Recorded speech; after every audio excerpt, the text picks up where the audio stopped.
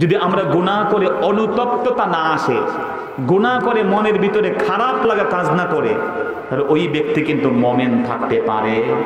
জোরে বলেন পারে।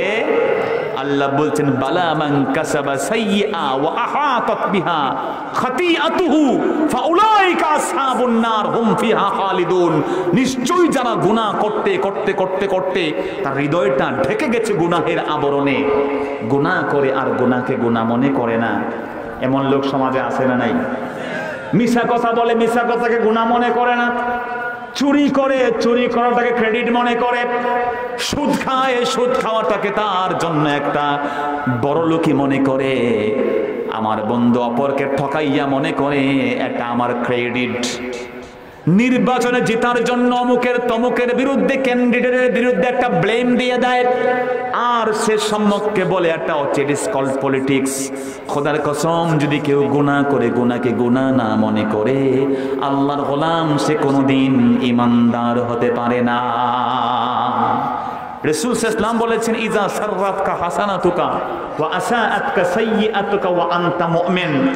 যখনই তুমি গুনাহ করে গুনাহকে গুনাহ মনে করবে না আর ভালো কাজ করে তোমার হৃদয়ে ভালো লাগবে না, তখন তুমি মুমিন না।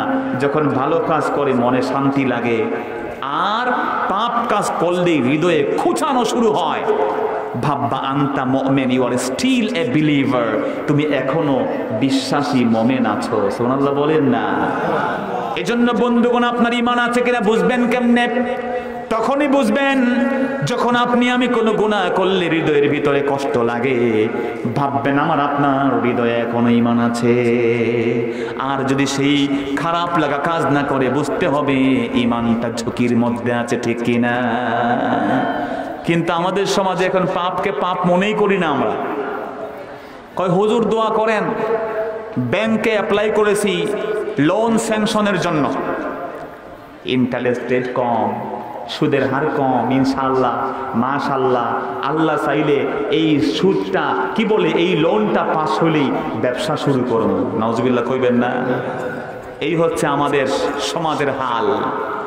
এমনও আধুনিক মুসলিম নারী আছে, তারা বলে আহা মেয়েটারে আল্লাহ মাশাআল্লাহ যেই সুন্দরী আমার বানাইছে, আমার মেয়েকে নিয়ে রাস্তায় হাঁটলে ছেলেরা হা করে তাকাই থাকে।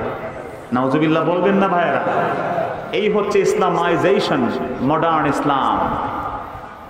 আমার মুসলমান ভাইয়েরা, সেজন্য মনে রাখতে হবে রব্বুল আলামিন আমাদেরকে দিল দিয়েছেন, হৃদয় দিয়েছেন, সেই হৃদয়ের ভিতরে ঈমানের নূর তখন ঢুকবে যখন পাপ করলে ওই পাপের অনুভূতি জন্ম নিবে। আল্লাহু আকবার। এজন্য আল্লাহ রাব্বুল আলামিন আমাদেরকে বারবার তাওবার দিকে, ইস্তিগফারের দিকে ডেকেছেন। এজন্য ইস্তিগফার এটা তখনই তাওবা হবে যখন ইস্তিগফার, আল্লাহ মাফ চাই, তার সাথে অনুতপ্ততা, লজ্জা, রিপেন্টেন্স কাজ করবে যে আল্লাহ ভুল হয়ে গেছে, আমি অনুতপ্ত। আমার বন্ধু, তাওবা তখন হবে যখন আপনার ইস্তিগফারের সাথে আপনি অনুতপ্ত হবেন। 2 নাম্বার, আপনি যখন ওই অনুতপ্ত হওয়ার পরে আল্লাহর কাছে ক্ষমা চাইবেন, ইস্তিগফার করবেন, আর এর সাথে আপনি এই কাজ কোনোদিন আর করবেন না এমন কমিটমেন্ট করবেন, তার নাম হবে তাওবা। জোরে বলেন, তার নাম কি হবে? তাওবা। তাহলে তাওবার শর্ত হচ্ছে 3টা। যদি আপনার গুনাহটা, আমার গুনাহটা আল্লাহর সাথে রিলেটেড হয়, তাহলে সম্পর্ক, শর্ত 3টা কন্ডিশন। একটা হচ্ছে আমরা অনুতপ্ত হব, 2 নাম্বার লজ্জিত হওয়ার পরে আমরা আল্লাহর কাছে ক্ষমা চাইব, আর 3 নাম্বার আমরা এই গুনাহ আর করব না এমন একটা শপথ আল্লাহর কাছে করতে হবে। তাহলে এই ইস্তিগফারের আরবি নাম কি হবে? জোরে বলেন, তাওবা। এই তাওবা আমার নবী 1বার 2বার করতেন না, প্রতিদিন বিশ্বনবী সাল্লাল্লাহু আলাইহি ওয়াসাল্লাম 100 বার তাওবা করতেন। কার কাছে? বারবার তাওবা করতে হয়। আপনি বলেন তাওবা তো আল্লাহর কাছে একবার করলেই হয়। না না না, কাপড়ে ময়লা লাগলে, লোহার মধ্যে মরিচা লাগলে বারবার আঘাত করতে হয়। কি ভাই, ঠিক না? জিকির আজকার বারবার করতে হয়। হৃদয়ে যখন ময়লা আবর্জনা পড়ে গেছে, কাপড়ে ময়লা লাগলে বারবার যেমন ঘষতে হয়, এই হৃদয়ের ময়লা লাগলেও বারবার জোরে জোরে মৃদু আওয়াজে জিকির করতে হবে। কার? জোরে বলেন, কার? হ্যাঁ, আল্লাহর জিকির আস্তে করা যায়, মাশাআল্লাহ ভালো, একটু মৃদু আওয়াজেও করা যায়। বন্ধুগণ আমার, এই মৃদু আওয়াজে জিহ্বায় জিকির আমরা করি। রাসূল সাল্লাল্লাহু আলাইহি ওয়াসাল্লামকে জিজ্ঞেস করা হয়েছে, রাসূলুল্লাহ দুল্লানি আলা আমাল ইজা আমিলতুহু দাখালতুল জান্নাহ, ছোট্ট একটা আমল বলেন যে আমলের মাধ্যমে জান্নাতি হয়ে যাব। বিশ্বনবী সাল্লাল্লাহু আলাইহি ওয়াসাল্লাম তখন জবাব দিলেন, সাহাবীরা আমার, ছোট্ট একটা সাজেশন দিলাম, এক আমল করলেই তুমি জান্নাতে যেতে পারবা। সে আমলটা হলো ওয়ালা ইয়াজালু লিসানুকা রাতবাম মিন যিকরিল্লাহ, তোমার জিহ্বাকে সব সময় আল্লাহর জিকির দিয়ে ভিজায়া রাখবা। তো জিহ্বার জিকির আছে না নাই? জোরে কর না, আছে না নাই? সহিহ আল বুখারীতে আল্লাহর রাসূল বলেছেন, লা তাকুমুস সাআ হাত্তা ইউকালা ফিল আরদি আল্লাহ আল্লাহ, এই জমিনের ভিতরে কোনোদিন কিয়ামত হাজির হবে না যতদিন একজন মুমিনের হৃদয়ে তার ওই জিহ্বার মধ্যে জিকির চলবে আল্লাহ আল্লাহ সুবহানাল্লাহ। সেই জিকির গুলো আমাদের তালিম তরবিয়তের মধ্যে আছে না নাই? ইজা যাকারাল্লাহ খানাসা, আল্লাহ রাসূল বলেছেন যখন কোন গোলাম আল্লাহ জিকির করে শয়তান দূর হয়ে চলে যায়। আল্লাহু আকবার। ওয়া ইজা গাফালা ওয়াসওয়াসা, যখনই সে গাফেল হয় শয়তান তাকে বারবার ওয়াসওয়াসা দিতে থাকে, মিসগাইড করতে থাকে। আমার মুসলমান ভাইরা, হযরত আইয়ুব আলাইহিস সালাম তিনি একদিন অসুস্থ হলেন। সে অসুস্থতা বাড়তে বাড়তে কমপক্ষে 18 বছর চলে গেল। হঠাৎ করে হযরত আইয়ুব একদিন ডাক দিয়ে বললেন, রব্বি ইন্নী মাসানিয়াদ-দুররু ওয়া আনতা আরহামুর রাহিমিন, আল্লাহ আমাকে বিপদ পেয়ে বসেছে, আপনি হচ্ছেন দয়ালু। তিনি বলেন না আল্লাহ আমাকে বাঁচান, এই রোগ থেকে উদ্ধার করেন। তিনি বলছেন আল্লাহ আমাকে রোগ পেয়ে বসেছে আর আপনি তো দয়ালু। আমার আল্লাহ বুঝতে পারলেন আইয়ুবের মনের খবর, এই পৃথিবীর সকলের খবর মনের কেউ না জানলে জানে কে। আল্লাহ সুস্থ করে ফেললেন। কিছু মাথা মোটা নাস্তিকরা বলে আইয়ুব ইমপেশেন্ট হয়েছেন, অধৈর্য হয়েছেন। চিল্লাই কোন নাউজুবিল্লাহ। 18 বছর যেই নবী কষ্ট ব্যথা সহ্য করেছেন, তিনি নাকি 18 বছর পরে অধৈর্য হয়ে গেছেন। নাউজুবিল্লাহ বলবেন না? মুফাসসিরিনে কেরাম বলেন কেন আইয়ুব এই দোয়া করেছেন? দোয়ার কারণ ছিল হযরত আইয়ুব যখন দেখলেন তার গোটা দেহ পচে যাচ্ছে, পোকার আক্রমণে হাত গেছে, পা গেছে। বন্ধুরা আমার, গোটা দেহটা পচে পচে নিঃশেষ হচ্ছে, একদিনও তিনি ক্লেম করেন নাই। কিন্তু যখন দেখলেন হযরত আইয়ুব তার জিহ্বার মধ্যে পোকা আক্রমণ করেছে, তখন তিনি আর সহ্য করতে পারেন নাই। তিনি বলেন আল্লাহ এতদিন তো শরীরটা পচে গেছিল, কোনো সমস্যা ছিল না, এই জিহ্বা দিয়ে তো তুমি আল্লাহর জিকির করতে পারতা। এখন এই জিহ্বাটাও পোকা খেয়ে ফেললে আমি কেমনে তোমাকে ডাকবো রে আল্লাহ? তুমি তো দয়ালু, একটু আমার দিকে খেয়াল রাখিও। সুবহানাল্লাহ বলবেন না ভাই? তো এই জিহ্বা দিয়ে আল্লাহর জিকির করা দরকার আছে না নাই? যারা আল্লাহর জিকিরের বিরুদ্ধে কথা বলে তাদের বিরুদ্ধেও কথা বলা দরকার আছে না নাই? আর আল্লাহর জিকির নিয়ে যারা ভণ্ডামি করে তাদের বিরুদ্ধেও রুখে দাঁড়ানোর দরকার আছে না নাই? আল্লাহর জিকির নিয়ে ফালাফালি, লাফালাফি, বাউল আউল ফাউল এইগুলা করতে দেওয়া যাবে না। কথা বলেন ঠিক কি না? বরং আপনি সারসিনা তরিকায় দেখবেন, জৈনপুর তরিকায় দেখবেন, ফুলতলিতে গিয়ে দেখবেন, সোনাকান্দায় গিয়ে দেখবেন আল্লাহর জিকির আছে, লাফালাফি নাই, ফালাফালি নাই, ওখানে ওই রকমের একে অপরকে ধাক্কা ধাক্কি নাই। কথা কন ঠিক কি না? বন্ধুরা আমার, সেদিন মনে রাখবেন আল্লাহর জিকির জিহ্বাতে আছে, জিহ্বা দিয়ে জিকির হবে, কিন্তু তা নিয়ে ভণ্ডামিও করা যাবে না।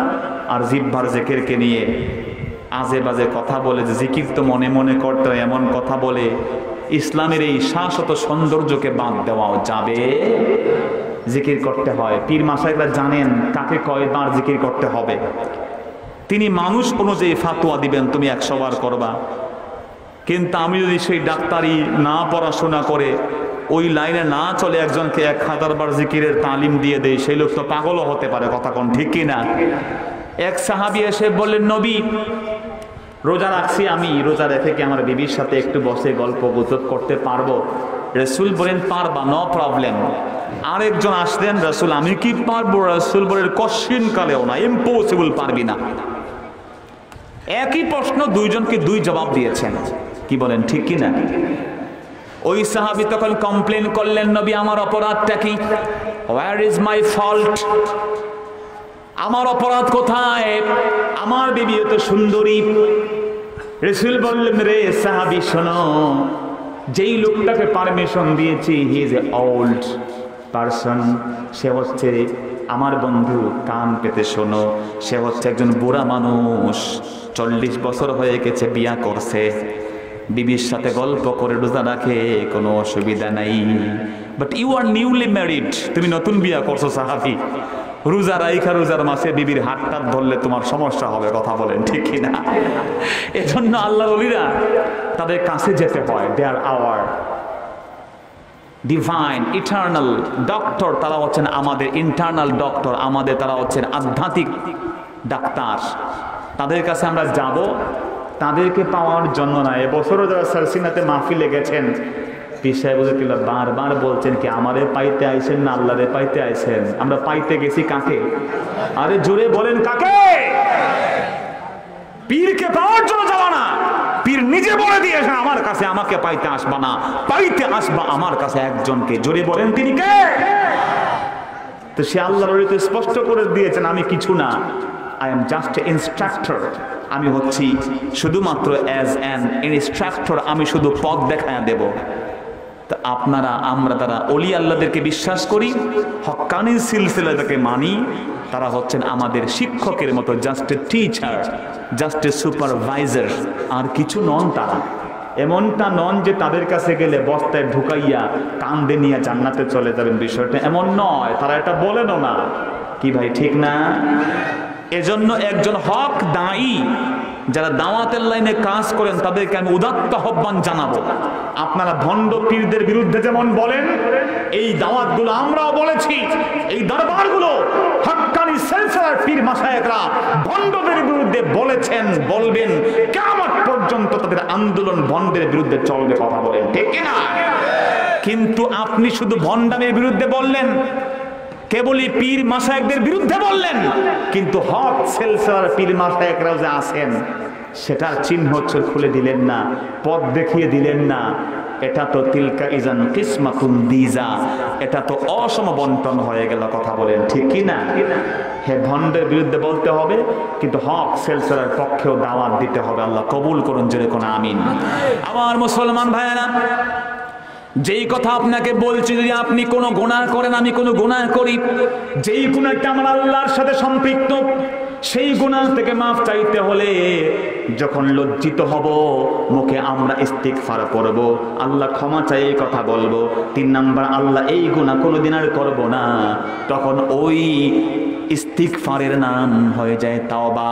আর আমার আল্লাহর রাসূল বলেছেন, আত-তাইবু মিনাজ যামবি কামান লা যামবালা, যে ব্যক্তি আল্লাহর কাছে কোনো গুনাহ করে তাওবা করে, কেমন যেন আল্লাহর গোলাম কোনো গুনাহই করে না। এজন্য বারবার তাওবা করতে হয়, বারবার জিকির করতে হয়।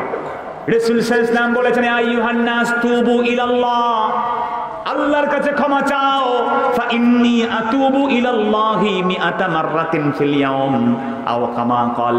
বিশ্বনবী সাল্লাল্লাহু বলেছেন, আমি নবী মুহাম্মদ সাল্লাল্লাহু আলাইহি সাল্লাম প্রতিদিন অন্তত 100 বার ক্ষমা চাই একজনের কাছে। তিনি কে? তোমার আমার নবী, যেই নবী কোনোদিন গুনাহ করেন নাই রে যুবক, যেই নবী সগীরা গুনাহ থেকে মুক্ত ছিলেন, সেই নবী 100 বার তাওবা করতেন আল্লাহর কাছে। কিন্তু আমরা আল্লাহর কাছে একবারও দিনে তাওবা করতে রাজি না, ঠিক কিনা জোরে বলে? আর যদি সেই গুনাহ কোনো মানুষের সাথে সম্পৃক্ত হয়, তাহলে ওই মানুষের কাছে মাফ চাইতে হবে। কারো জায়গা দখল করে ফেলেছি, কারো টাকা পয়সা মেরে খেয়েছি, কারো বিরুদ্ধে মিথ্যা তহমত দিয়েছি, তখন তার কাছ থেকেও ক্ষমা চাইতে হবে। 4টা শর্ত হবে তখন: লজ্জিত হওয়া, ইস্তিগফার পাঠ করা, এই গুনাহ আর করব না, আর যার সাথে অন্যায় করেছি তার কাছ থেকে ক্ষমা চেয়ে নেওয়া। যখন এই 4টার কম্বিনেশন হবে, তখন ওই গুনাহ থেকে মাফ চাইতে দেরি, মাফ করতে দেরি করবেন না কে? আমার বন্ধুগণ, আল্লাহ বলছেন, ইয়া সারিউ ইলা মাগফিরাতিম মির রাব্বিকুম ওয়া জান্নাহ।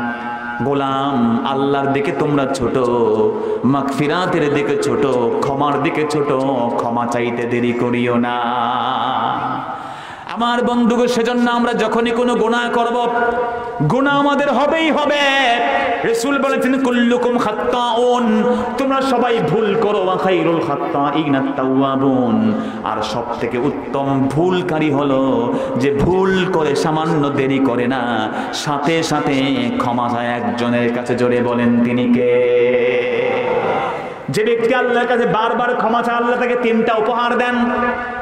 আল্লাহ তার অভাব দূর করেন, তার দুশ্চিন্তা দূর করে দেন।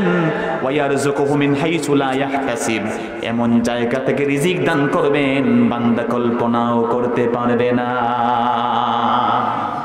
এজন্য আমরা আল্লাহর কাছে মাগফিরাত চাইতে রাজি আছি না নাই? শয়তান আল্লাহকে বলেছিল ওয়া ইজ্জাতিকা ইয়া রাব লা আগুয়ান্না ইবাদাকা মা কানাতিল আরওয়া ফি আজসামিহিম, আয় আল্লাহ, যতদিন আপনার বনি আদমের, আপনার গোলামের দেহে রূহ আছে, ততদিন পর্যন্ত আমি আপনার গোলামদেরকে মিসগাইড করতেই থাকবো, আপনার ইজ্জতের কসম। শয়তানকে আল্লাহ তখন দূর দূর করে তাড়িয়ে দিয়েছিলেন, যাও তোমার জন্য ইলা ইয়াউমিদ্দিন, কিয়ামত পর্যন্ত লানত। সে বলছে আল্লাহ আই ওয়ান্ট 3 গিফটস, আমি আপনার কাছে 3টা জিনিস চাই। কি চাও? কিয়ামত পর্যন্ত হায়াত চাই। 2 নম্বর যে জিনিস চাই তার নাম হলো আমি সুস্থতা চাই কিয়ামত পর্যন্ত। 3 নম্বর যে দাবি তা হলো আমি যেন বনি আদমের প্রত্যেকটা অঙ্গ প্রত্যঙ্গে ঢুকতে পারি, তার অ্যাক্সেস চাই রে আল্লাহ।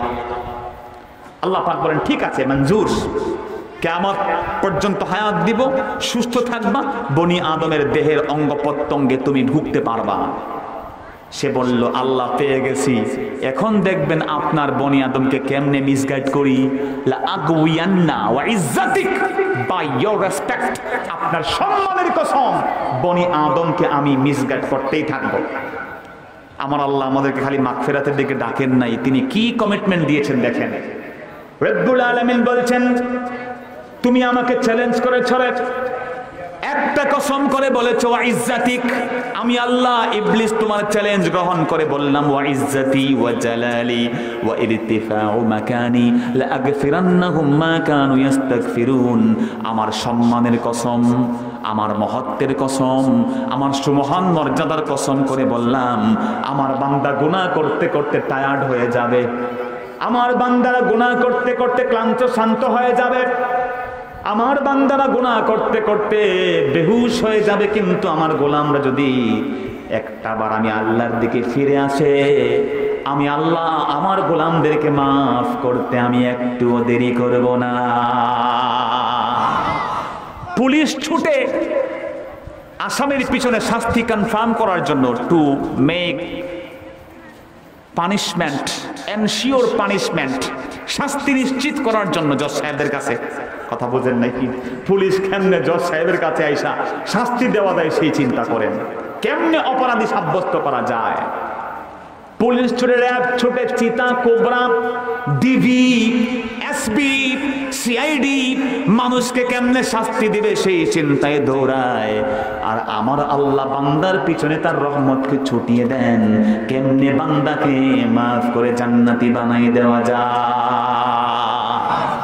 এজন্য আমরা সামনে রমাদান আসছে, আমি গত জুমায় বলেছি রমাদানে আমাদের অনেকগুলো প্রস্তুতি, তার মধ্যে একটা বড় প্রস্তুতি আত-তাওবাহ, কথায় মিশা কথা, এর থেকে তাওবা, দিলে উল্টা পাল্টা, এর থেকে তাওবা, গোপন কিছু গুনাহ, উল্টা পাল্টা সিনেমা দেখা, অশ্লীল দৃশ্য দেখা, নারীরা ঘর থেকে শুনছেন টিভি সিরিয়ালে, ভারতীয় বিভিন্ন সিরিয়াল কেমনে কূটনীতি করে সংসারে আগুন দাউ দাউ করে জ্বালান যায়, এইগুলোর নেশা আমাদের মধ্যে অনেকের আছে না নাই?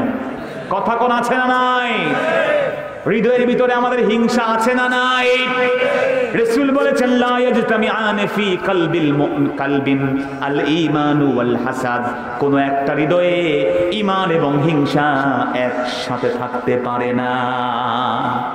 হিংসা আছে, যেই হৃদয়ে যেমন সমস্যা আছে, যাদের আমাদের মনে আমাদের গোপন সমস্যা, যেই গুনাহ আমরা কন্টিনিউ করে যাচ্ছি, ওই পার্টিকুলার সার্টেন গুনার উপরে লজ্জিত হয়ে আমরা ক্ষমা চাইব কন্টিনিউয়াস একজনের কাছে। জোরে বলেন তো তিনি কে?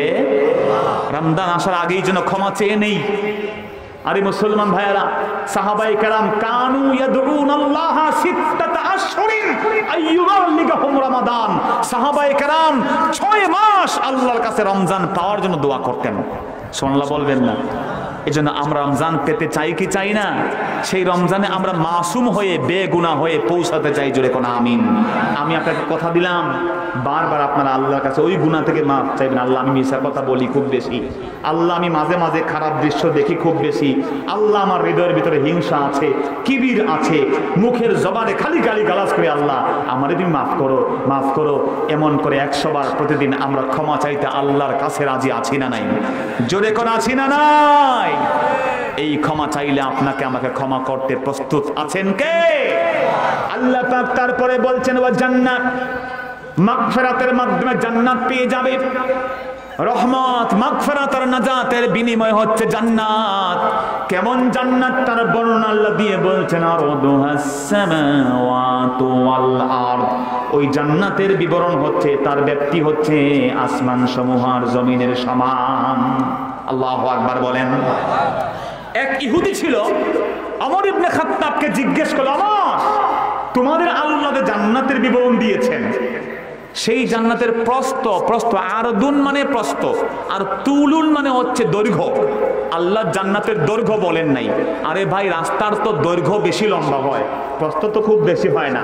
ঢাকা থেকে চিটাগাং 300 কিলোমিটার লম্বা দৈর্ঘ্য, প্রস্থ মাত্র 1 কিলো হইতে পারে। কথা কোন ঠিক কিনা? এত হবে না। 4 লেন রাস্তা খুব বেশি হলে আমার বন্ধু 300-400 ফিট বা 500 ফিটই হবে। আল্লাহ পাক ওই দৈর্ঘ্যের কথা বলেন নাই। জান্নাতের প্রস্থ হচ্ছে 7 আকাশ আর জমিন ব্যাপী। আল্লাহু আকবার। ইহুদি ওমর ইবনে খাত্তাবকে বলল, ওমর তোমার আল্লাহ জান্নাতের বিবরণ দিয়েছেন, তার প্রস্থ হচ্ছে 7 আকাশ আর জমিন, দৈর্ঘ্যটা না বললাম তো জান্নাত যদি গোটা পৃথিবী দখল করে ফেলে, আইনান নার, ওমর রে জাহান্নাম আল্লাহ কোথায় রাখছে? কথা বুঝেন নাই? আমাদের আকীদা কি? আল জান্নাতু ওয়ান নার মাখলুকাতানি আল আন মাওজুদাতান। জান্নাত এবং জাহান্নাম এখনই আল্লাহ সৃষ্টি করে রেখেছেন। কিন্তু মুতাজিলাদের আকীদা হচ্ছে আল্লাহ জান্নাত জাহান্নাম সৃষ্টি করেন নাই। নাউজুবিল্লাহ। কন জান্নাত এবং জাহান্নাম আমার নবীজি মেরাজে গিয়ে দেখে এসেছেন, ঠিক কিনা? জোরে বলেন। এই জান্নাত এবং জাহান্নাম এখনই প্রিপারেড করা আছে না নাই? বন্ধুরা আমার, এজন্য বিনয়ের সাথে বলছি, সেই সময় ইহুদি প্রশ্ন করলো, ওমর আইনান নার, জাহান্নাম কোথায় রে ওমর? এমন কিছু নাস্তিক আমাদের সমাজে আছে যারা গোবর গণেশ মাথায় গোবর ভর্তি। কথা কোন ঠিক কিনা? এদের পড়াশোনা নিয়ামুল কোরআন পর্যন্ত, মাকসুদুল মুমিনিন পর্যন্ত। আমাদের যে বোন আছে তাসলিমা নাসরিন, আল্লাহ তাকে হেদায়েত দান করুন। জোরে কোন আমিন। সে ইসলাম সম্পর্কে যা জানে তার গোটা নলেজ হচ্ছে নিয়ামুল কোরআন পর্যন্ত। আমি নিয়ামুল কোরআনের সমালোচনা করছি না, কিন্তু এতটুকু বলছি যে নিয়ামুল কোরআন এক্সট্রিমিস্ট, একেবারে এক্সট্রিমলি যারা ইসলামকে ফলো করি তাদের জন্য সহজে একটা কথা বলে দেওয়া আছে, এর ব্যাখ্যা বিশ্লেষণ ছাড়া। শুধু স্বামীর খেদমতের কথা বলা আছে, কেননা আমরা মুসলমান নারীরা স্বামীদেরকে আমরা এমনিতেই ভালোবাসি। কথা বলেন ঠিক কিনা? কিন্তু স্বামীদের কি খেদমত নারীদের জন্য, ওটা ওইভাবে বলা নাই। সে মনে করছে মনে হয় খালি স্বামীদেরই পূজা করতে হবে। নাউজুবিল্লাহ। কন কিন্তু আমার রাসূল বলেছেন, বিবি যার ঘরে আছে, আদ-দুনিয়া কুল্লুহা মাতা ওয়া খায়রু মাতা'id দুনিয়া আল মারআতুস সালিহা। রাসূল বলেছেন পৃথিবীর সব সম্পদ, আর এই পৃথিবীতে একজন স্বামীর জন্য সবচেয়ে বড় সম্পদ তার নেককারিনী বিবি। সুবহানাল্লাহ। শুধুমাত্র তাই না, রাসূল বলেছেন খায়রুকুম খায়রুকুম লিআহলিহি। এই দুনিয়াতে সেই মানুষ আল্লাহর কাছে সবচেয়ে বেশি শ্রেষ্ঠ যে তার বিবির কাছে শ্রেষ্ঠ। সুবহানাল্লাহ।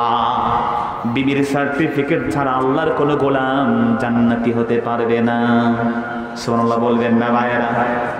এজন্য করতে হবে কি, বিবিদেরকে বেশি বেশি পিটাইতে হবে নাকি? যেটা কন যে তুই সার্টিফিকেট দিবি আমার, নাইলে তোর খবর আছে। বন্ধু, এমনটা করলে কিন্তু জান্নাত কপালে নসিব হবে না। বিবিদের সাথে উত্তম আচরণ করতে হবে। কথা বলেন ঠিক কি না? আমার নবী নিজে বলেছেন, ওয়া আনা খাইরুকুম লি আহলি, আমি হচ্ছি তোমাদের মধ্যে আমার পরিবারের কাছে সবচেয়ে ভালো। সুবহানাল্লাহ কইবেন না? রাসূলের বিবি ছিলেন একজন, সেই বিবি সাফিয়া বিনতে হুয়াই। তিনি যখন উটের উপরে উঠতেন, বিশ্বনবী ইসলাম আপনার হাঁটুর মূল্য নবীর মূল্যের থেকে বেশি নন। রাসূল তার হাঁটু মুবারক বিছিয়ে বলতেন, বিবি আমার এখানে পাড়া দিয়া তুমি উটের উপরে ওঠো। সুবহানাল্লাহ বলবেন না ভাইয়েরা? গুস্ত কেটে দিতেন, চালগুলো বেছে দিতেন, ডালগুলো আপনার বন্ধু মাখায় দিতেন, খামির বানিয়ে দিতেন নিজ হাতে। ঘরের সাহায্যের সব কাজ নবী বিবিদেরকে সাহায্য সহযোগিতা করতেন। সুবহানাল্লাহ বলবেন না? তো বিবিদের ইজ্জতের কথা ইসলামে আছে না নাই? কিন্তু এরা তো পড়াশোনা নাই, টোটালি জাহেল, টোটালি ইসলাম সম্পর্কে জানে না। ওদের নাস্তিক বাবারা যেগুলো শিখাই দিয়েছে সেগুলো বলে বেড়ায়। যেমন আবু বকর সিদ্দিক রাদিয়াল্লাহু যখন ইহুদিকে দাওয়াত দিলেন ইসলাম গ্রহণ করো, ইহুদি নেতা ছিল ফিনহাস।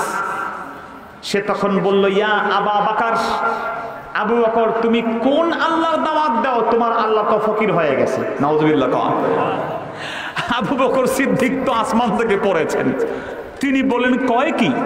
ফিনহাস ইবনু আজুরা আল্লাহ গরিব হয়ে গেছেন মানে কি? সে বলল, আবু বকর তোমার আল্লাহ তো বলে দিয়েছেন, মানজাল্লাযী ইউকরিদুল্লাহ কারদান হাসানা, তোমরা কে আছো আল্লাহকে উত্তম ঋণ দিবে? আর ঋণ তো কোনো ব্যক্তি গরিব হইলেই চায়। তোমার আল্লাহ আমাদের কাছে ঋণ চাইতেছে, তোমার আল্লাহ গরিব না হবে ঋণ চায় কেন? নাউজুবিল্লাহ কইবেন না? এই মাথা মোটা গবর গণেশ বুঝে নাই যে আল্লাহ পাক বুঝাই দিয়েছেন মানজাল্লাযী ইউকরিদুল্লাহ কারদান হাসানা। এর অর্থ হলো যে কোনো গরিব মানুষকে কেউ যদি ঋণ দেয়, ওই ঋণটা দেওয়া হয় গরিবকে না, ওই ঋণটা আরেকজন পেয়ে যান। জোরে বলেন তিনি কে? যদি আল্লাহর কোনো গোলাম এমনিতেই কাউকে দান করে দেয় 10 গুণ নেকি, আর আল্লাহর গোলাম যদি কারো প্রয়োজনের ক্ষেত্রে কাউকে ঋণ দান করে 10 গুণ নয় বরং 18 গুণ সওয়াব দিয়ে মালামাল করে দেন কে? এমনিতে দিয়ে দিলে 10 গুণ, আর যদি প্রয়োজনে দেয়, যেহেতু প্রয়োজনে পড়েছে ওই সময় সাহায্যটা পেয়েছে, ঋণ দিয়েছে, পুরো দেয় নাই, আল্লাহ পাক 18 গুণ সওয়াব দিয়ে মালামাল করে দেন। সুবহানাল্লাহ বলবেন না ভাইরা? এই জন্য বন্ধুগণ বিনয়ের সাথে বলছি, আবু বকর সিদ্দিক থাপ্পড় মেরে দিলেন। ইহুদি এসে নবীকে অভিযোগ করলো, নবী বুঝাই দিলেন, রে ইহুদি তোমার এমন বলাটা ঠিক হয় নাই। আমার আল্লাহ বলেছেন ঋণ দাও আমাকে, তার মানে হলো আল্লাহর গোটা পৃথিবীটা তার পরিবার। মানুষের সেবা করলে আল্লাহকে সেবা করা হয়ে যায়। সুবহানাল্লাহ। এজন্য মুহতারাম হাজিরিন, আমরা দেখেছি যুগে যুগে মানব সেবা হাক্কানি দরবারগুলো থেকে। আমরা জৈনপুরের সিলসিলার উজ্জ্বল একটা দরবার হচ্ছে সিলেটের ফুলতলি দরবার শরীফ। এখানের বড় সাহেব যিনি বর্তমানে আছেন, আপনারা আমরা পীর মাসায়েখ সম্পর্কে না মেশার কারণে, কমিউনিকেশনাল গ্যাপের কারণে আমরা বদগুমান করি। যেমন আমরা কেউ আলিয়াতে পড়লে কওমির সাথে কোনো যোগাযোগ নাই, কওমিওয়ালা যারা আছে আল্লাহ মাফ করুন, তারা সবসময় আমাদেরকে নেগেটিভ কনসেপ্টেই দেখে, মনে করে আলিয়া মানে খালিয়া। নজবিল্লাহ বলবেন না? অথচ তারা যদি একটা দিন সারসিনা দরবার শরীফে যান, গিয়ে দেখবেন, যে কোনো দিন বছরে গিয়ে দেখবেন 3000 ছাত্র কালো পাগড়ি পরে জামাতে নামাজ পড়ে খুশি করতে চায় একজনকে। জুড়ে বলেন তিনি কে? ওখানে যে কোরআন শরীফ, আলিয়া মাদ্রাসার কোরআন শরীফ কি আলাদা? জোরে বলেন না কেন?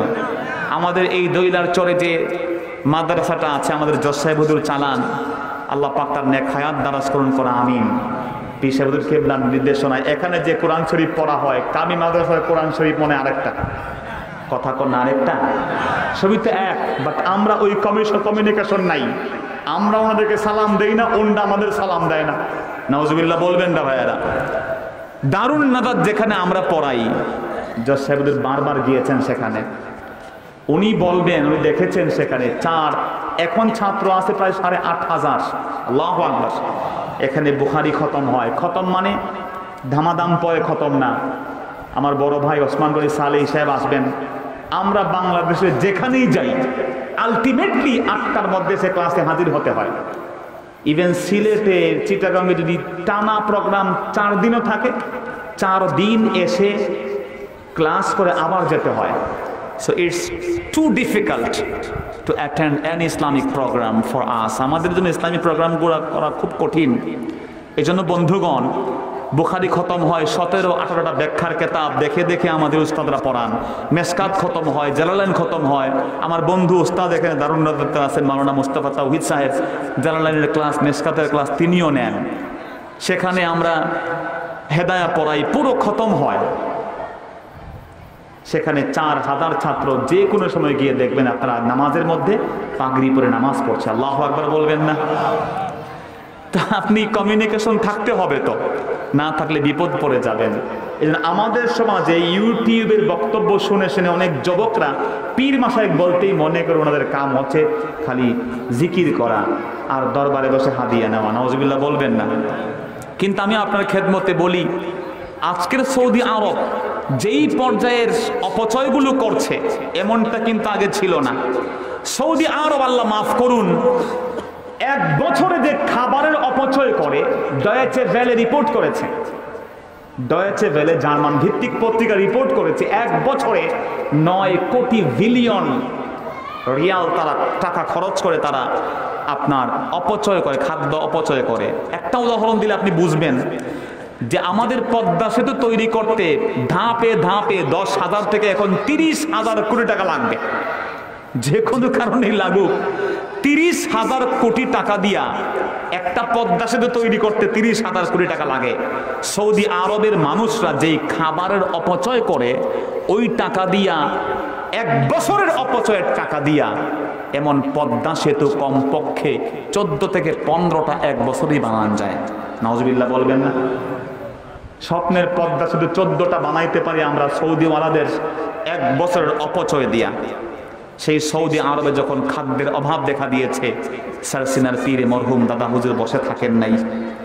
ফুরফুরার মুজে জামান হুঙ্কার দিয়েছেন, দাড়িতে তোমরা কেন কাটো? তোমরা আরবে আল্লাহর ঘরের হেফাজত করছো, নবীর রওজার হেফাজত করছো, দাড়ি কেন মুখে নাই? হুঙ্কার দিয়েছেন, চিঠি লিখেছেন। সেই চিঠি এখনো গোটা বিশ্ব জগতের মানুষের কাছে এখনো পর্যন্ত ফলাও করে প্রচার হয়েছে। আল্লাহু আকবার বলেন। আজকে দাড়িকে নিয়ে বাংলাদেশের আওয়াম, তারা দাড়িওয়ালা ব্যক্তিকে চাকরি দিতে চায় না। নাউজুবিল্লাহ কইবেন না? লজ্জা হওয়া উচিত যে ধাক্কা খেয়ে আমরা এখন শিক্ষা পাচ্ছি। আর এই শিক্ষাগুলো এই পীর মাশায়েখরা দিন দিন যুবককে শিখিয়েছেন। যুবকরা, নবীর সুন্নতকে কেন প্রতিপালন করতে পারো না তোমরা? একটা মেয়ে যদি প্লাজো পরে, প্লাজো লুঙ্গির মতো জামা পরে, প্যান্ট পরে লুঙ্গির মতো টাকনুর উপরে, কথা কোন আছে না নাই? ফ্যাশনের নামে একটা মেয়ে যদি প্লাজো পরে ঘুরতে পারে, আফসোস তোমার, তুমি টাকনুর উপরে প্যান্ট পরতে পারো না। আফসোস তোমার জন্য দাঁড়িয়ে রাখতে পারো না। বরং বাংলাদেশে প্রত্যেকটা প্রাইভেট সেক্টরে, সরকারি সেক্টরে বাধ্যতামূলক হওয়া দরকার যে দাড়ি না রাখলে পুরুষের চাকরি হবে না। কথা বলেন ঠিক না? আজকে হয়েছে উল্টা, তার কারণ হচ্ছে আমরা। সারসিনার পীর সাহেব হুজুর কেবলা যেখানে যান সেখানে দাড়ি রাখার জন্য তাগিদ দেন, হাত তুলে মানুষকে দাঁড় করানো আছে না নাই? যেই ছেলে দাড়ি রাখে সেই ছেলে আর চুরি বাটপারি করে না। যেই ছেলে দাড়ি রাখে সে সিনেমা হলে যায় না। যেই ছেলে দাড়ি রাখে সে নামাজ ছাড়ে না, রোজা ছাড়ে না। সেই ছেলে বন্ধু বান্ধবী নিয়ে, ছেলে মেয়ে একসাথে হয়ে আড্ডাবাজি করে না। কথা কোন ঠিক কিনা? তো তুমি তো সেই ছেলেটাকে খালি ভণ্ডামির বিরুদ্ধে ওয়াজ করলা, সত্য সেলসেলার পরিচয় দিলা না। যুবক, এটা কেন? খেদমতে খালক আল্লাহর ওলিরা করে গেছেন। কেমন করে গেছেন? এখন দেখেন সৈয়দ আহমদ দেরলভী রহমতুল্লাহ থেকে যেই সেলসেলাগুলো এসেছে, আজকের ফুলতলির বড় সাহেব কেবলা আপনি বলেন, এখানে যারা আছেন আমার ভাইয়েরা, বিনয়ের সাথে বলছে, আপনারা বলেন তো, রোহিঙ্গা মুসলমানরা যে এই পৃথিবীর সবচেয়ে নিগৃহীত মাজলুম জাতি, তা নিয়ে কোনো আমাদের দ্বিধা আছে? জোরে কন্যা দ্বিধা আছে? সৌদি আরব পেটের ঢেকুর তুলছে। রাসূল সাল্লাল্লাহু আলাইহি ওয়াসাল্লামের কাছে একদিন এসে এক সাহাবী ঢেকুর দিলেন। রাসূল বললেন, কুফা নাজাসা আন্না, তুমি তোমার ঢেকুরকে নিয়ে দূরে চলে যাও। ফা ইন্না আতওয়ালাকুম জুআন ইয়াউমাল কিয়ামা আল্লাযী শাইবা ফি হাযিহি দুনিয়া, কামা কাল, নিশ্চয়ই দুনিয়াতে যেই লোকটা তৃপ্তির ঢেকুর বেচে দিবে, কিয়ামতের দিন ওই ব্যক্তি না খেয়ে বেশি থাকবে। নাউজুবিল্লাহ বলেন। বন্ধুগণ আমার, তারা ঢেকুর তুলছে তৃপ্তির, আর রোহিঙ্গা মুসলমানদের উপরে আঘাত হয়েছে, তারা বলে this is the entire affair, এটা হচ্ছে রোহিঙ্গা মুসলমানদের মিয়ানমারের আভ্যন্তরীণ বিষয়। নাউজুবিল্লাহ বলবেন না? বরং পৃথিবীর সব মুসলমানদের হুঙ্কার দেওয়ার প্রয়োজন ছিল, আর একটা লাশ যদি রোহিঙ্গা মুসলমানদের পরে মিয়ানমারকে পৃথিবীর মানচিত্র থেকে ডিলিট করে দেওয়া হবে। ঠিক কিনা জোরে বলেন? এই হুঙ্কারগুলো আমাদের প্রয়োজন ছিল। মুহতারাম হাজিরিন, সেজন্য বিনয়ের সাথে বলছি, দাঁড়িয়ে রাখা নবীর সুন্নত। বিবির কারণে দাঁড়িয়ে রাখি না আমরা, গাড়িতে উঠলে চাচা বলবে দাঁড়িয়ে রাখি না আমরা, বন্ধু বান্ধবরা আমাদেরকে বলবে, সমালোচনা করবে, সেজন্য দাঁড়িয়ে রাখতে চাই না। অথচ রাসূল বলেছেন, এক দুইটা না, কমপক্ষে প্রায় 14টা সহিহ হাদিসে রাসূল বলেছেন, তুমি তোমার মুখটাকে ছোট করো, ওয়াফুল্লুহা, দাড়িটাকে লম্বা করে দাও। সুবহানাল্লাহ। রে যুবক, তুমি তোমার পাঞ্জাবি নিয়ে কবরে যেতে পারবে না, তোমার নামাজ রোজা হজ যাকাত দেখার কোনো সুযোগ নাই, সব খুলে ফেলে দেওয়া হবে, একটাই দৃশ্যমান সুন্নত নিয়ে কবরে যাবা, তা তোমার দাড়ি। সুবহানাল্লাহ। যদি নবীর মহব্বতে দাঁড়িয়ে রাখতে পারো যুবক, ওই সুন্নত তোমার কবরে তোমার সাথী হয়ে যাবে। নবীর সুন্নত চেহারা তোমার চেহারার সাথে নবীর চেহারার মিল থাকার কারণে হতে তো পারে তোমার ওই দাড়ি তোমাকে নাজাতের জারিয়া বানায় দিবে। ঠিক কিনা? কিন্তু নাস্তিকরা দাড়িকে আরবের পোশাক বলবে, পাঞ্জাবিকে সৌদির পোশাক বলবে, কালিমাকে পাকিস্তানের পোশাক বলবে, তোমার পাগড়িকে জঙ্গির পোশাক বলবে, তোমার ওই মিসওয়াককে উগ্রবাদ বলবে। সেই ভয়ে তুমি সব ছেড়ে দিচ্ছ। কথা বলেন ঠিক কিনা? কিন্তু আমার তো মনে হয় একজন মুসলমান যুবকের এই চিন্তা করা দরকার, দাড়ি রাখার কারণে কেউ যদি আমাকে মৌলবাদী বলে, যদি টুপি পরার কারণে, পাগড়ি পরার কারণে আমাকে কে জঙ্গি বলে, যদি আমি সুন্নত প্রতিপালনের জন্য আমাকে মৌলবাদী বলে, আমি মুসলমান হাজারবার সেই জঙ্গি, সেই মৌলবাদী, সেই উগ্রবাদী হতে রাজি। কথা বলেন ঠিক কিনা? আমাদের তেমন মুসলমান হওয়া দরকার ছিল। আজকে আরঙের মতো কোম্পানি, ব্রাকের মতো কোম্পানি দাঁড়িয়ে রাখলে চাকরি দিতে চায় না। ওই আরং আর ওই ব্রাক আর ওই সমস্ত প্রাইভেট কোম্পানিগুলোকে লাঠি মেরে বঙ্গোপসাগরে বাঁধাই দেওয়ার প্রয়োজন মুসলমানের আছে না নাই? জোরে কোন আছে না নাই? এই জন্য আমরাও দায়ী, আমরা তাদেরকে সাহস দিয়েছি। কথা বলেন ঠিক কিনা? রাসূলের একটা সুন্নতকে অবজ্ঞা করতে করতে এমন জায়গায় নিয়ে গেছি, এখন জিজ্ঞেস করো দাঁড়িয়ে রাখা কি সুন্নত নাকি ফরজ নাকি? আরে মুসলমান, কপাল পরা মুসলমান আমরা। আমার মুসলমান ভাইরা, বলছিলাম রোহিঙ্গা মুসলমানদের কথা।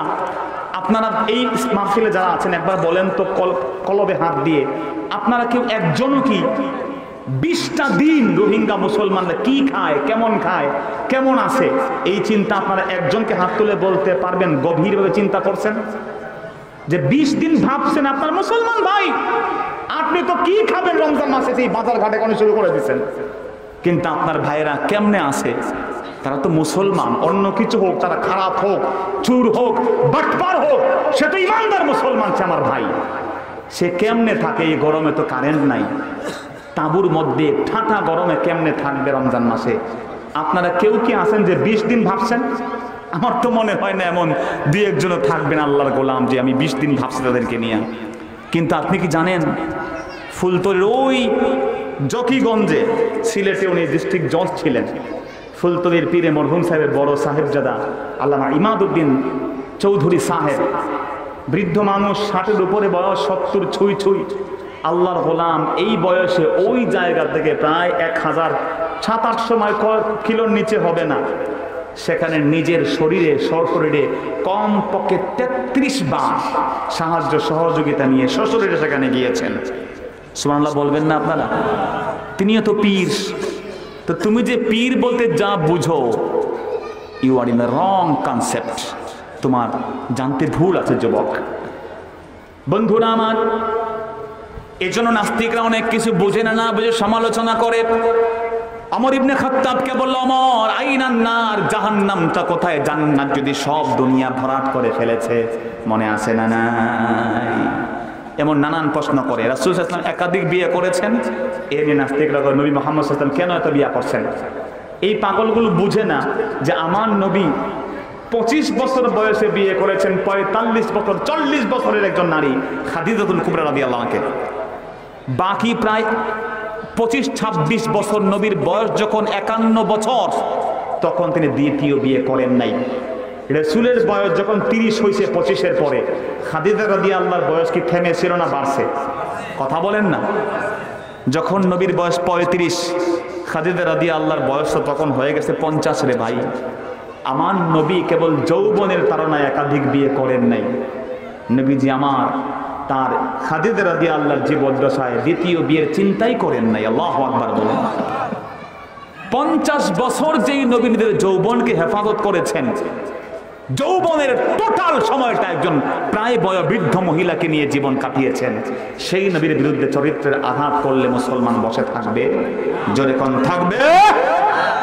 এই জন্য মনে রাখতে হবে যে এই নাস্তিকরা না বুঝে বাজে কথা বলে, এদের বুঝ ব্যবস্থার মধ্যে আল্লাহ পাক সঠিকতার চিন্তা ঢোকায় দেন। কোন আমিন। জান্নাতের প্রস্থ আল্লাহ বলছেন 7 আকাশ, এক আকাশ না, আসসামাওয়াতু ওয়াল আরদ। প্রথম আসমানটা কত বড়, ছোট্ট উদাহরণ দিয়ে আমি শেষ করছি আলোচনা। মূল আলোচক আসবেন আপনাদের সামনে ইনশাআল্লাহ। আমি খুব অল্পের মধ্যে কথাগুলো শেষ করছি, পরবর্তী আলোচক ইনশাআল্লাহ আসবেন, আপনারা প্রাণ ভরে তার অত্যন্ত তাত্ত্বিক আলোচনা শুনবেন ইনশাআল্লাহ। বন্ধুগণ, প্রথম আসমানটা আল্লাহ কি দিয়ে সাজিয়েছেন, আগে তার উদাহরণ শুনি। রব্বুল আলামিন বলছেন, ওয়ালাকাদ যায়্যানাস সামাআদ দুনিয়া বিজিনাতিল কাওয়াকিব। আমি আল্লাহ এই প্রথম আসমান, দুনিয়ার আসমান, সামাআদ দুনিয়া, আমরা মনে করি দুনিয়ার আসমান মানে হলো পৃথিবীর আসমান। না না, দুনুবুন মানে নিকটবর্তী। আল্লাহ বলছেন সবচেয়ে নিয়ারেস্ট, সবচেয়ে ক্লোজেস্ট, সবচেয়ে কাছের যে আকাশ, তোমাদের কাছ থেকে সবচেয়ে কাছের যে আকাশ, ওইটাকে আমি আল্লাহ সাজাইছি অসংখ্য অগণিত তারকা রাজি দিয়া। সুবহানাল্লাহ কইবেন না? কত তারকা! আগের বিজ্ঞানীরা মনে করত তারকার সংখ্যা মনে হয় কম। নবীজি বলছেন, ওয়া আনিয়াতুহু কা আদাদি নুজুমিস সামা। আমি নবীর কাউসার আছে, যে কাউসার আল্লাহ দিয়েছেন আমাকে। ইন্না আতাইনাকাল কাউসার। একটু কথা বলেন না, ইন্না আতাইনাকা আল কাউসার। বন্ধু নবীকে আল্লাহ যে কাউসার দিয়েছেন, তার পান পাত্র গ্লাসের সংখ্যা কত? রাসূল বলছেন গ্লাসের সংখ্যা আকাশের তারকার সমান। সুবহানাল্লাহ কইবেন না?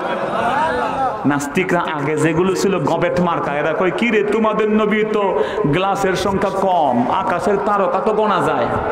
নাউজুবিল্লাহ কইবেন না? কিন্তু এখনকার সায়েন্টিস্টরা বলেছে it is quite impossible, the stars are uncountable.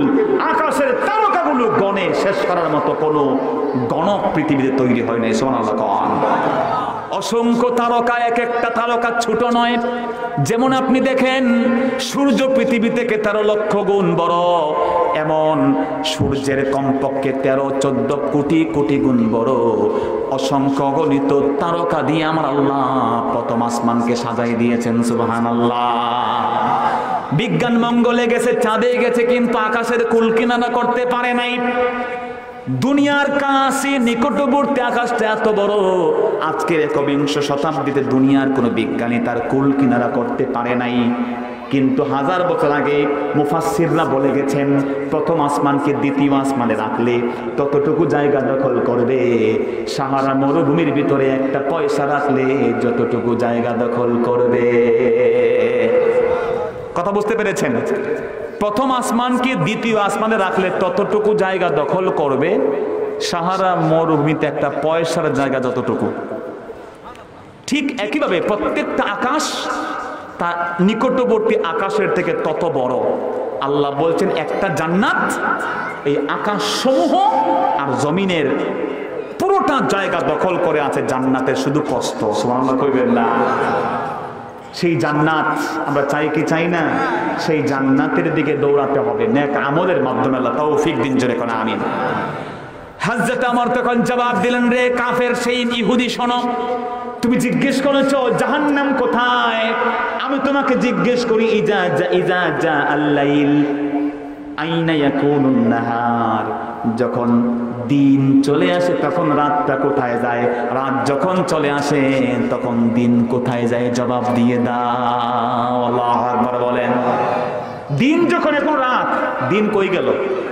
রাত যখন আসে তখন দিন যেমন পাওয়া যায় না, দিন যখন থাকে রাত যেমন অদৃশ্য হয়ে যায়, তার মানে রাত নাই আর দিন নাই যেমন বলা যাবে না। জান্নাত আর জাহান্নাম আল্লাহ রাব্বুল আলামিন এমন ভাবেই তৈরি করেছেন, এটা আল্লাহ পাক যা ইচ্ছা তাই করতে পারেন, তার প্রমাণ। কথা বলেন ঠিক কি না? এজন্য এই সমস্ত গোবর গণেশ যেগুলো আছে, ইসলাম নিয়ে পড়া নাই, শোনা নাই, মোটেও কোনো রিসার্চ নাই, ওদের বাপ দাদারা যা বলে দিয়েছে তা নিয়ে আমাদেরকে বাজে কথা বলে, তাদের বিরুদ্ধে আমাদেরও ইলমি ময়দানে কথা বলার দরকার আছে না নাই? তো আল্লাহ পাক বলছেন, সারিউ ইলা মাগফিরাতিন মির রাব্বিকুম ওয়া জান্নাহ আরদুহাস সামাওয়াতু ওয়াল আরদ। এমন একটা ছোট্ট ছোট্ট জান্নাত, সবচেয়ে ছোট্ট জায়গা যে পাবে, রাসূল বলেছেন এমন 10টা দুনিয়া